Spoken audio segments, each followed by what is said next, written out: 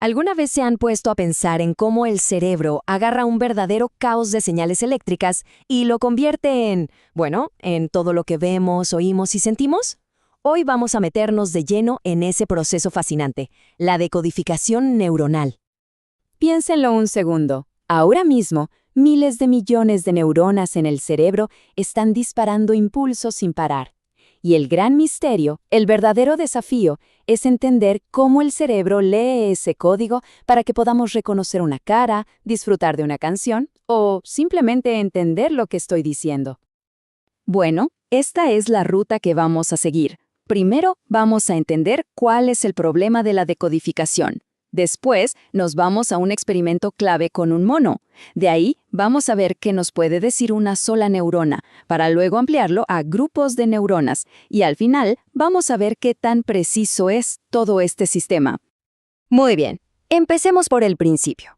Esta primera parte es para plantear el desafío fundamental. Cómo el cerebro, un científico que lo estudia, puede mirar la actividad de las neuronas y decir, ajá, esto es lo que está pasando en el mundo exterior. Miren, para entender la decodificación, primero hay que hablar de su hermana gemela, la codificación. Van de la mano. La codificación es fácil de imaginar. Algo pasa afuera, como una luz que se enciende, y eso hace que ciertas neuronas se disparen. La decodificación es el camino de regreso. Es ver solo los disparos de las neuronas y tratar de adivinar qué luz se encendió. Es como escuchar pura estática en la radio y tener que reconstruir la canción original. Y claro, para conectar estos dos mundos existe un puente, y es un puente matemático. Se llama Teorema de Bayes. No se preocupen, no vamos a hacer cuentas, pero básicamente es la regla que usan los científicos para decir, ok, si vi esta actividad neuronal, ¿qué tan probable es que el estímulo haya sido este en particular? Es la herramienta clave de todo esto. Ahora sí, pasemos a la segunda parte, porque aquí es donde toda esta teoría cobra vida. Vamos a hablar de un experimento súper famoso de 1992, de unos científicos llamados Britton y sus colegas, que se ha vuelto un ejemplo de manual sobre cómo funciona la decodificación neuronal. Lo que le mostraban al mono era algo bastante ingenioso. Imaginen una pantalla llena de puntos. Cuando la coherencia era del 0%, todos los puntos se movían para cualquier lado, como la nieve de un televisor viejo. Pero poco a poco empezaban a aumentar esa coherencia. De repente, un porcentaje de los puntos empezaban a moverse en la misma dirección, y así, percibir el movimiento se volvía cada vez más fácil. La tarea para el mono era bastante directa, decir para qué lado se movían los puntos.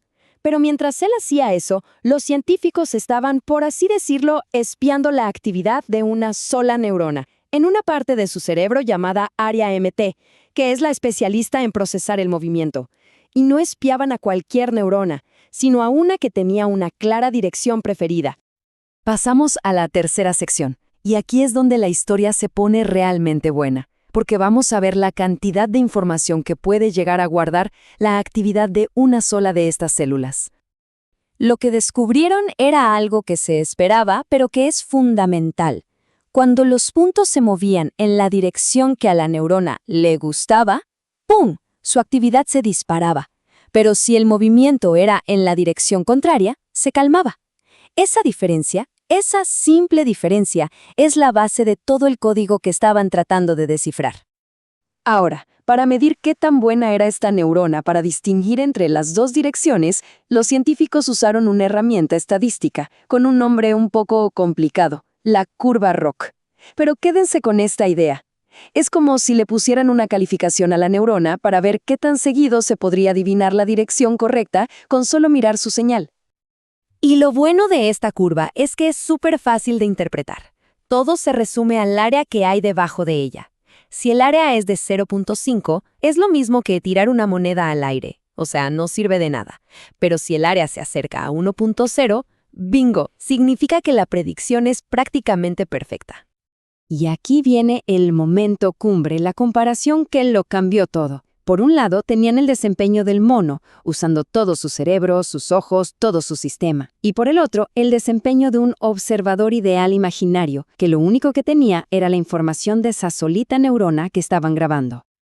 Y el resultado fue increíble, tal como lo dice la cita del estudio original. El desempeño de la neurona individual era prácticamente igual al desempeño del mono entero. O sea, piensen en lo que eso significa. Una sola célula cerebral tenía suficiente información para hacer la tarea tan bien como el animal completo. Es una locura. Esto nos lleva de cabeza a la cuarta sección. Porque si una sola neurona es así de potente, ¿qué pasa cuando el cerebro junta la información de miles o millones a la vez? El concepto aquí se llama codificación de población. La idea es súper intuitiva. El cerebro no se la juega todo a una sola neurona experta. En cambio, es como si hiciera una encuesta, promediando las opiniones de un montón de neuronas. Cada una da su voto, y la decisión del grupo es mucho más confiable que la de cualquier individuo. Y si quieren un ejemplo elegante de esto, miren el sistema del grillo. Para saber de dónde viene el viento y así detectar depredadores, usa solo 4 neuronas clave. Cada una prefiere una dirección distinta, separadas por 90 grados, formando una especie de brújula biológica perfecta para saber con exactitud de dónde sopla la brisa. Y el método que el cerebro usa para combinar todos esos votos se llama vector de población. Es en esencia un promedio, pero donde no todos los votos valen lo mismo. Las neuronas que se activan con más fuerza, las que gritan más fuerte, tienen más peso en la decisión final. El resultado es la mejor suposición del cerebro sobre lo que está pasando. Y llegamos a nuestra última sección. Ya vimos cómo funciona el código, pero ¿qué tan bueno es? ¿Cómo podemos medir de forma objetiva la calidad de la información que lleva una neurona? O sea, ¿qué tan clara es su voz? Pues para esto también hay una herramienta matemática que se llama información de Fisher. Básicamente, su trabajo es medir cuánta información útil sobre el mundo exterior hay en la señal de una neurona. Si la información de Fisher es alta, significa que la neurona es muy precisa y confiable. Lo que nos lleva a la pregunta del millón. ¿En qué momento exacto es más informativa una neurona? ¿Cuándo su voz nos dice más cosas sobre lo que está pasando afuera? La lógica nos diría que es en su punto máximo, ¿no? Cuando está disparando a toda velocidad, cuando está, por así decirlo, gritando más fuerte. Parece lo más obvio. Pues resulta que no. Y esta es una de las cosas más interesantes. La neurona es más informativa no en su pico de actividad, sino en las laderas de su curva. ¿Y por qué?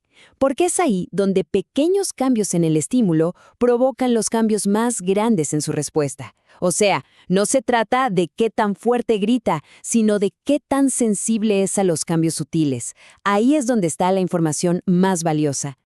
Y todo esto nos deja con una pregunta final, que es fascinante. Ya vimos que es posible leer la percepción del movimiento directamente del cerebro. Si podemos decodificar lo que alguien ve, ¿qué tan lejos estamos de poder decodificar lo que alguien quiere hacer? ¿O su intención? ¿O incluso sus pensamientos? El código está ahí, solo falta terminar de descifrarlo.